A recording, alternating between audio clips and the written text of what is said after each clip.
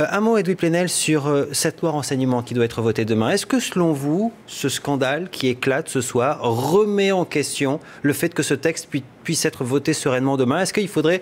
Allez, j'allais dire un moratoire pour y réfléchir un peu plus. C'est une très bonne question parce que j'espère que ça va réveiller la passivité au fond de l'opinion publique sur cette loi sur laquelle tous les connaisseurs du numérique et tous les journalistes lancent l'alarme. Il y a une hypothèse, c'est qu'au contraire, ces révélations soient utilisées pour dire « ils nous espionnent, faisons pareil ».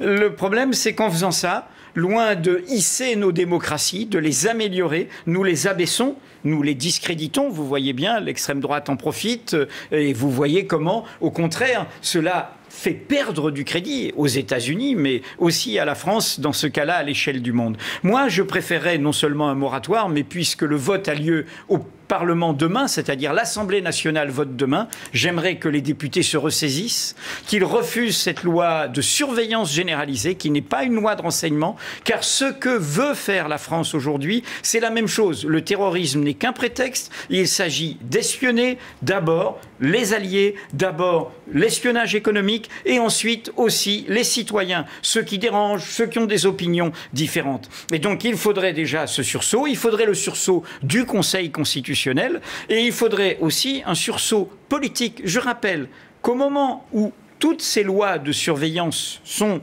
pratiquées, il n'y a pas de grande loi sur l'information à l'ère du numérique. Il n'y a pas de libération du droit de savoir des citoyens. Il faut qu'il y ait des lanceurs d'alerte qui prennent un risque. Il est bloqué à Moscou, M. Snowden. Il est bloqué à Londres, M. Julian Assange. C'est-à-dire que tout cela, nous ne le savons que parce que des hommes, des femmes prennent des risques immenses. Et nous ne faisons rien pour les protéger, pour leur tendre la main. Ce sont eux les héros d'aujourd'hui. Et dans cette loi, un amendement qui a été rajouté in extremis et qui par le gouvernement, justement les lanceurs d'alerte et qui réduit leur capacité d'action. Et la semaine dernière, M. Urvoas, et il a fallu nos protestations pour que le gouvernement l'annule, a fait passer, toujours en catimini, un amendement pour dire « nous pouvons faire tout ce qu'on veut avec toute personne qui est étrangère ou qui ne réside pas normalement en France ». Et donc vous voyez bien que c'est la même chose. Ils font des mauvaises choses qui détruisent la confiance démocratique et nous devrions faire pareil. Non, on doit se saisir de cela pour en effet faire un moratoire, stopper tout cela et réfléchir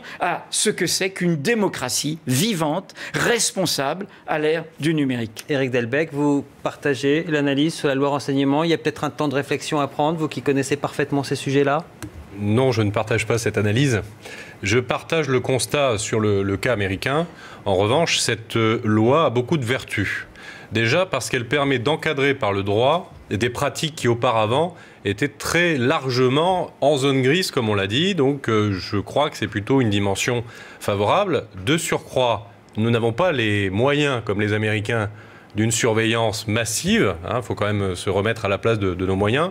Et cette loi, à beaucoup d'égards, elle était nécessaire pour nos services de renseignement pour qu'on soit dans les clous. Moi, j'étais très sensible depuis des années au travail réel mené par Jean-Jacques Urvoas sur le fait d'essayer de mettre du droit dans le renseignement. Il fallait une loi, mais pas dans la précipitation, pas en procédure accélérée, et surtout l'argument qui dit parce que c'est illégal, on doit le légaliser. Je vous rappelais que, par exemple, les États-Unis aujourd'hui remettent en cause dans le débat parlementaire ces pratiques et font même des dispositions légales pour interdire la torture. Ils ont pratiqué la torture, il fallait la légaliser. Non, il faut plutôt réfléchir à tout cela. Et je crois sincèrement que ce sont des matières trop graves pour les imposer au forceps, à la hussarde, comme l'a fait notamment M. Urvoas, qui est devenu le porte-parole des services plus que de la nation.